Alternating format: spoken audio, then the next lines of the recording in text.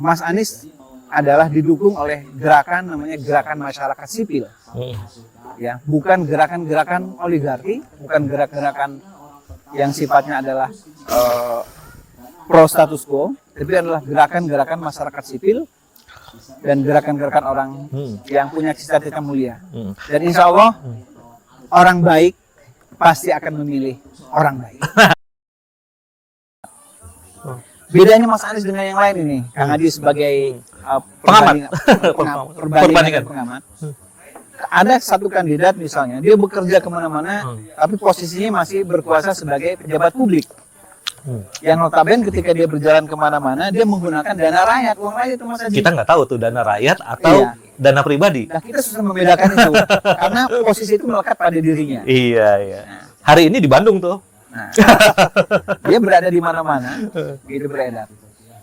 Kemudian ada satu lagi kandidat yang memang beliau adalah punya fasilitas sejak lama, ya, karena eranya era lama.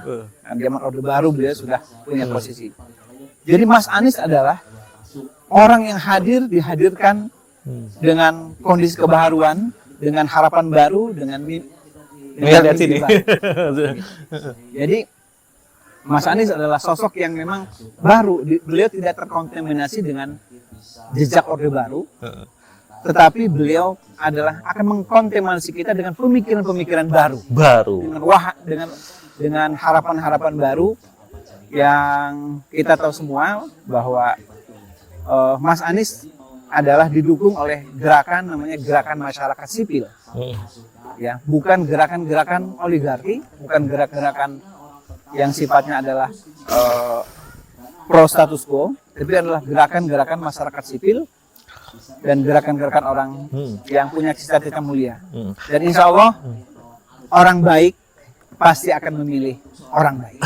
Nah, kalau kita lihat juga ya kan, karena Pak Anies ini bukan siapa-siapa, dia bukan pejabat saat ini, ya. Ada masalah? Nggak ada. Gitu. Dia bukan pejabat, ya, artinya dia emang rakyat sekarang, dan sekarang bertumbuh bersama rakyat, benar kan? Betul. Nah, justru sebaliknya nih, kalau kita lihat kan kemarin justru ya bukan sulit untuk dipungkiri ya bahwa ada sedikit ketidaksepahaman ya. Kemarin misalnya ada tuh Pak Presiden ya mengundang para pimpinan parpol ke istana. Nah, itu katanya membicarakan masalah rakyat, kepentingan negara. Loh, membicarakan masalah kepentingan negara kan bisa di mana saja. Dan kalau mau mengundang semua parpol maupun seperti DPR, DPD, dan ya semua elemen-elemennya kalau emang membicarakan kepentingan negara. Kenapa hanya 6 parpol, dan itu katanya nggak termasuk Nasdem, SP ya, Surya Paloh, Pak Nasdem yang jelas-jelas sudah mendeklarasikan Anies sebagai capres. Nah, Abang punya komentar nih tentang ini sebenarnya. Ya, komentar saya memang yang pertama adalah miris ya, di mana etika demokrasi saat ini Indonesia punya masalah di etika demokrasi. Dari dalam etika politik juga kita sedang punya masalah. Dikumpulkannya para tokoh partai politik pendukung di satu tempat yang milik rakyat itu adalah sesuatu yang sesungguhnya kurang beretika. Seyogianya presiden itu memang tidak cawe-cawe dalam pemilihan presiden selanjutnya. Beliau seyogianya adalah mendukung semua kandidat yang kita lihat itu. Ya. Beliau mendukung semua kandidat yang ada. Jadi itu adalah legasi yang harusnya diberikan presiden terhadap para kandidat pemimpin masa depan. Jadi jangan presiden mau dikotak-kotakan hanya untuk memilih salah satu atau salah dua atau salah tiga. Jadi semuanya presiden harus mengayomi dan mendukung. Ketika fasilitas negara digunakan untuk mengkooptasi kepentingan pribadi misalnya, itu tidak etis. Jadi itu tidak etis. Sekali lagi. Jadi seyogianya presiden berdiri di tengah untuk membantu melahirkan dan membidani lahirnya seorang pemimpin baru Indonesia.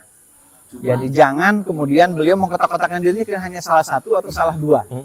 Tapi harus adalah semuanya di beliau ayomi. Gitu.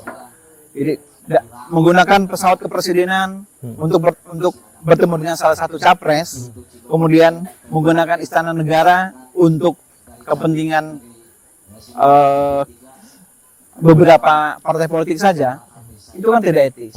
Kalau bicara kepentingan bangsa, semua partai politik harusnya diundang. Oh iya. Logikanya seperti itu. Termasuk partai kecil. Termasuk partai kecil. Iya, ya, Nah, kan banyak partai kecil. Dan diundang juga partai yang tanda petik Oposisi. Oposisi. Ah. Ada PKS di situ, ada Demokrat diundang juga. Diajak bagaimana berbicara mengenai kebangsaan. Kalau temanya benar kebangsaan. Dan saya sih berharap Pak Jokowi kembali ke habitat asalnya sebagai seorang negarawan. Oh.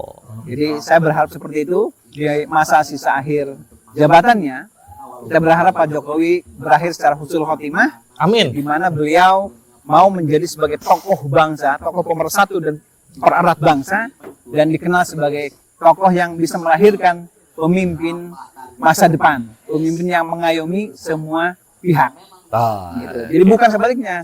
Jangan sampai beliau dikenal sebagai pemimpin yang hanya pemimpin sektoral, pemimpin yang hanya kepada salah satu pihak saja, bukan pemimpin semuanya. Karena beliau adalah Presiden Republik Indonesia, bukan presiden partai politik dan bukan Petugas partai. petugas partai. Beliau saat ini pemimpin Negara Kesatuan Republik Indonesia. Wah, ini semakin seru teman-teman ya.